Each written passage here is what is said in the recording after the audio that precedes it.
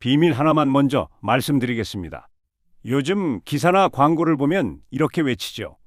월 몇 퍼센트 수익 보장, 원금 손실 절대 없음, 리스크 없이 고수익 가능. 최근에는 가상자산 거래소와 사설 펀드를 내세운 투자 사기에서 수천억 원대 피해가 반복되고 있습니다. 공통된 문장은 항상 같습니다. 리스크 없이 부자 되는 법을 알려주겠다는 말입니다. 금융사기 관련 기관에서도 공식적으로 경고합니다. 리스크 없이 높은 수익을 보장한다는 말은 거의 예외 없이 사기라는 것입니다. 오늘 영상의 결론부터 말하면 리스크 없이 부자 되는 법은 존재하지 않습니다. 하지만 리스크를 통제하면서 망하지 않으면서 충분히 부자에 가까워지는 방법은 분명히 존재합니다.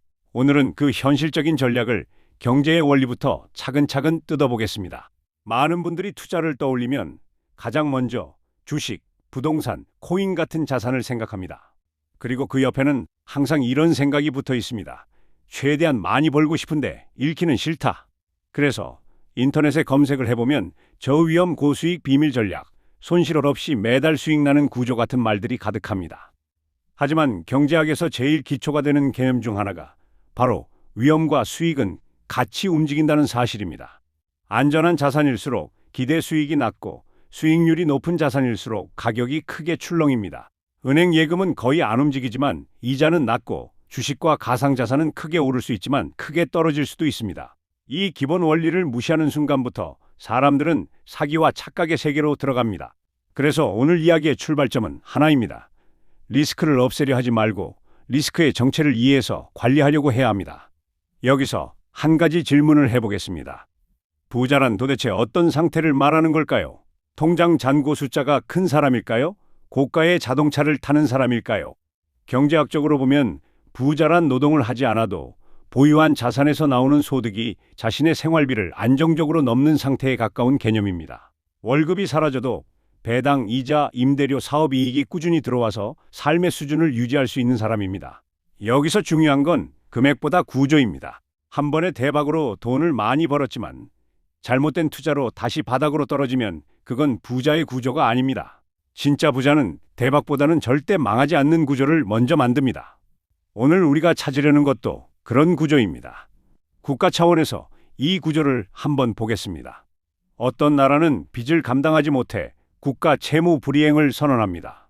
그 순간 통화 가치가 폭락하고 물가는 미친 듯이 오르고 은행에서는 돈이 빠져나가고 치안까지 무너지기 시작합니다. 나라가 법적으로 문을 닫는 것은 아니지만 국민 개개인의 삶은 사실상 파산에 가까운 충격을 겪습니다. 공통점은 하나입니다. 감당할 수 있는 수준을 넘는 부채와 리스크를 쌓아 올렸다는 사실입니다. 결국 그 대가는 가장 약한 시민들이 떠안습니다. 개인의 투자에서도 구조는 똑같습니다. 앞만 보고 이익만 추구하다가 감당할 수 없는 리스크를 쌓으면 어느 날 한 번의 폭락에 인생 전체가 무너질 수 있습니다. 반대로 구조를 슬기롭게 바꾼 산업도 있습니다. 호텔 산업을 떠올려 보시면 좋겠습니다. 예전에는 호텔 회사가 직접 땅을 사고 건물을 짓고 운영까지 모두 담당했습니다. 손님이 없어도 인건비와 유지비가 계속 나가는 전형적인 고정비 구조였습니다. 하지만 최근 글로벌 호텔 체인들은 건물 소유를 과감히 포기하고 브랜드와 운영만 담당하는 방향으로 사업 모델을 바꿨습니다. 자기 돈을 묶어두던 부동산 리스크는 투자자들에게 넘기고 자신들은 이름과 시스템을 제공하는 대가로 수수료를 받는 구조를 만든 것입니다. 그 결과 호텔 체인들의 수익성은 오히려 좋아졌고 경기 침체에도 더 잘 버티는 사업이 됐습니다. 중요한 포인트는 이것입니다. 리스크 자체가 사라진 것이 아니라 감당하기 힘든 리스크는 다른 곳으로 넘기고 자신이 잘 통제할 수 있는 영역만 가져갔다는 점입니다. 국가도 산업도 기업도 이렇게 구조를 갈아엎어서 살아남습니다. 개인의 투자도 마찬가지입니다. 문제는 우리 대부분이 이 구조를 공부하지 않고 눈앞의 숫자만 보고 움직인다는 점입니다. 몇 퍼센트 수익을 낼 수 있느냐만 보지 그 수익을 위해 내가 감당해야 하는 최악의 경우를 거의 계산하지 않습니다. 그러다 보니 리스크 없이 고수익이라는 말에 쉽게 끌립니다. 누군가 리스크를 대신 떠안아주는 것처럼 포장하지만 실제로는 그 리스크를 보이지 않게 가려놓았을 뿐입니다. 그래서 첫 번째 원칙은 분명합니다. 리스크가 보이지 않으면 그 상품이 위험한 것입니다. 이제 왜 세상에 리스크 없이 부자 되는 법이라는 문장이 끝없이 등장하는지 보겠습니다. 인간은 본능적으로 손실을 싫어합니다. 같은 금액을 벌었을 때의 기쁨보다 잃었을 때의 고통이 훨씬 크게 느껴집니다. 심리학에서는 이를 손실회피 성향이라고 부릅니다. 사기꾼들은 바로 이 심리를 노립니다. 이익을 약속할 때는 화려한 숫자만 보여주고 리스크는 거의 언급하지 않습니다. 그래서 리스크 이야기를 먼저 꺼내는 사람과 기관이 오히려 신뢰할 만한 편에 가깝습니다. 투자에서 진짜 위험한 것은 손실이 아니라 손실 가능성을 제대로 모른 채 들어가는 것입니다. 그러면 이제 본론으로 들어가 보겠습니다. 리스크 없이 부자 되는 법은 없지만 크게 망하지 않으면서 충분히 부자가 될 수 있는 길은 무엇일까요? 저는 이 길을 세 단계로 나누어 설명드리겠습니다. 첫째, 리스크의 종류를 분리해서 보는 것. 둘째, 망하는 리스크를 먼저 제거하는 것. 셋째, 복리 구조를 통해 시간이 일하게 만드는 것입니다. 이 세 가지만 몸에 배면 더 이상 기괴한 비밀 전략을 찾을 필요가 없습니다. 먼저 리스크의 종류부터 나눠보겠습니다. 우리가 흔히 리스크라고 부르는 것에는 두 가지가 섞여 있습니다. 첫 번째는 가격이 오르락내리락하는 변동성입니다. 주가가 하루에 몇 %씩 움직이고 환율이 요동치고 코인 가격이 몇 시간 만에 크게 오르내리는 현상입니다. 두 번째는 완전히 무너지는 파산 리스크입니다. 기업이 상장 폐지되거나 국가가 채무를 못 갚고 개인이 빚을 감당하지 못해 파산을 신청하는 상황입니다. 일반 투자자는 이 둘을 구분하지 못한 채 가격의 출렁임만 보고 공포에 휩싸이거나 반대로 파산 리스크를 과소평가하고 올인해버립니다. 변동성은 시간이 길어질수록 어느 정도 완화되는 경향이 있습니다. 역사적으로 보면 주식시장은 수십 년 단위로 볼 때 우상향하는 경향을 보여왔습니다. 경기 침체와 위기가 있어도 그 시기를 통과해서 살아남은 자산 전체의 가치는 경제 성장과 함께 다시 회복되곤 했습니다. 하지만 파산 리스크는 시간과 함께 줄어들지 않습니다. 무리한 레버리지, 감당 안 되는 대출, 구조가 불투명한 상품은 시간이 길어질수록 오히려 언젠가 터질 확률이 높아집니다. 그래서 부자가 되는 첫 번째 원칙은 간단합니다. 변동성은 견디되 파산 리스크는 무조건 피하는 것입니다. 캐나다 사례를 한번 보겠습니다. 캐나다는 오랫동안 안정적인 선진국의 상징처럼 여겨졌지만 지금은 집값 급등과 과도한 가계부채로 경제가 휘청이고 있습니다. 집값은 몇십 년 동안 오른다, 부동산은 안 떨어진다는 믿음 아래 국민 대부분이 소득의 몇 배에 달하는 대출을 끌어다 집을 샀습니다. 결과적으로 나라 전체가 부동산이라는 하나의 자산에 과도하게 의존하는 구조가 되었습니다. 금리가 오르고 성장률이 둔화되자 주택시장이 흔들리면서 소비와 투자, 생산성이 함께 약해진 상황에 처했습니다. 한 자산에 몰빵한 나라가 위험해지는 구조는 한 종목에 인생을 거는 개인 투자자의 모습과 다르지 않습니다.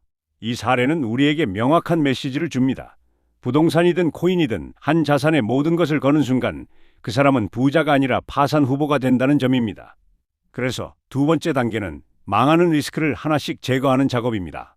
먼저 고정 지출보다 높은 수준의 빚 상환이 필요하다면 그 구조 자체를 손보셔야 합니다. 변동금리 대출이 많다면 금리 상승 시나리오를 직접 계산해 보는 것이 좋습니다. 이자와 원금을 합친 상환액이 소득의 일정 비율 이상을 넘는지 체크해야 합니다. 또한 원금 보장, 고수익, 리스크 없음이라는 세 단어가 동시에 등장하는 상품은 원칙적으로 모두 거부하는 습관을 들이셔야 합니다. 투자에서 진짜 위험한 것은 수익률이 낮은 것이 아니라 한 번에 인생이 끝날 수 있는 구조를 만드는 것입니다. 그 구조만 막아도 인생의 절반은 이미 방어한 셈입니다.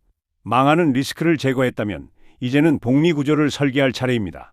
복리란 벌어들인 이익을 다시 투자해서 원금과 이익이 함께 불어나는 구조를 말합니다.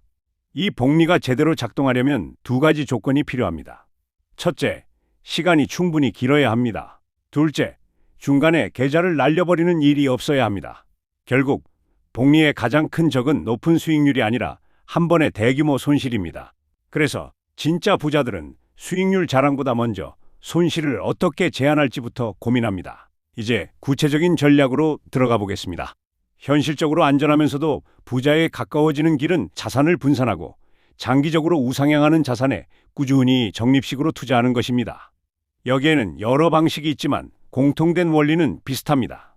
하나의 종목이 아니라 시장 전체를 추종하는 상장지수 펀드에 나누어 투자하는 것, 국내뿐 아니라 해외 주식, 채권, 현금, 금 등으로 비중을 나누어 두는 것, 그리고 이 비중을 시장 상황에 따라 추격 매매로 흔드는 것이 아니라 미리 정한 비율에 맞춰 정기적으로 되돌려 놓는 것입니다.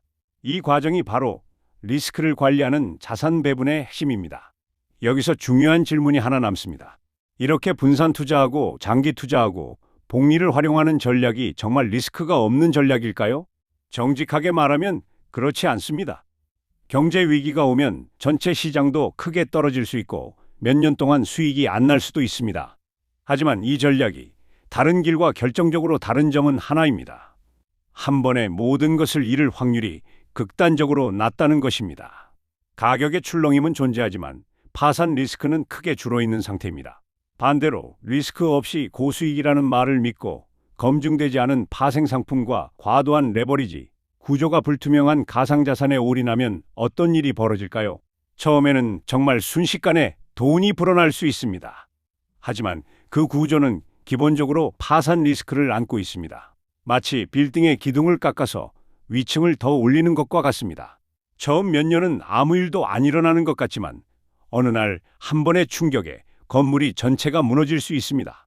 이 둘의 차이를 이해하는 것이 부자와 파산 후보를 가르는 분기점입니다.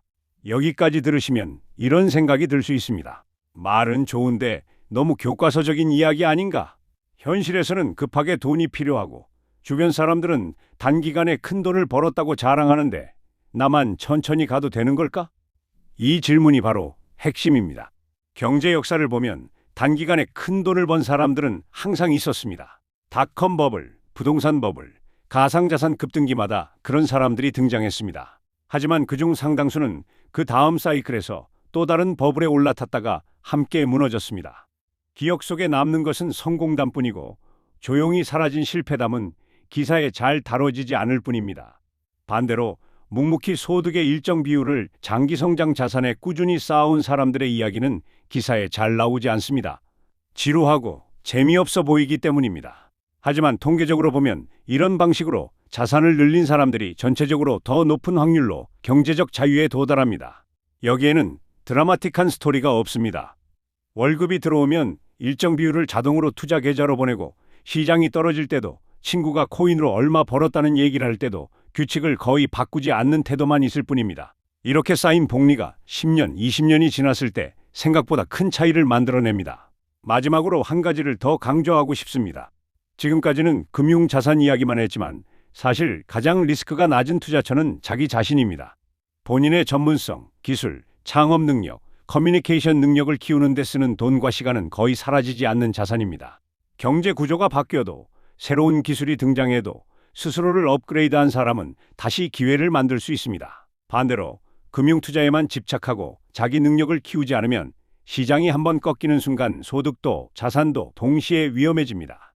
실제로 많은 부자들이 이렇게 말합니다. 가장 수익률이 좋은 투자는 결국 나 자신에게 하는 투자라고. 이 말은 멋진 문장이 아니라 냉정한 숫자의 결과입니다.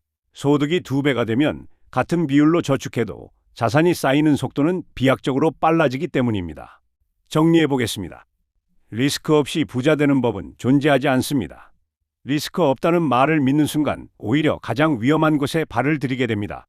하지만 리스크를 제대로 이해하고 파산 리스크를 먼저 제거하고 변동성은 견디되 구조를 튼튼하게 만들어두면 망하지 않으면서도 부자에 가까워질 수 있습니다.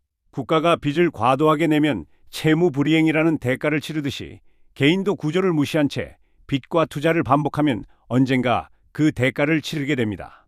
반대로 호텔 체인처럼 자신이 감당할 수 없는 리스크는 남에게 넘기고 자신이 잘 아는 영역에서만 수익을 추구하는 구조를 만들면 적어도 망하지 않는 길 위에 설 수 있습니다. 오늘 이야기의 핵심은 단순합니다. 부자는 비밀 정보를 가진 사람이 아니라 리스크를 보는 눈이 다른 사람입니다. 눈앞의 수익률보다 최악의 경우를 먼저 계산하는 사람입니다. 리스크 없이 부자 되는 법을 찾는 대신 리스크를 통제하면서 천천히 부자가 되는 법을 선택하시면 됩니다. 그 길은 지루해 보이지만 역사적으로 가장 많은 사람을 진짜 부자에 가깝게 만들어 온 길입니다.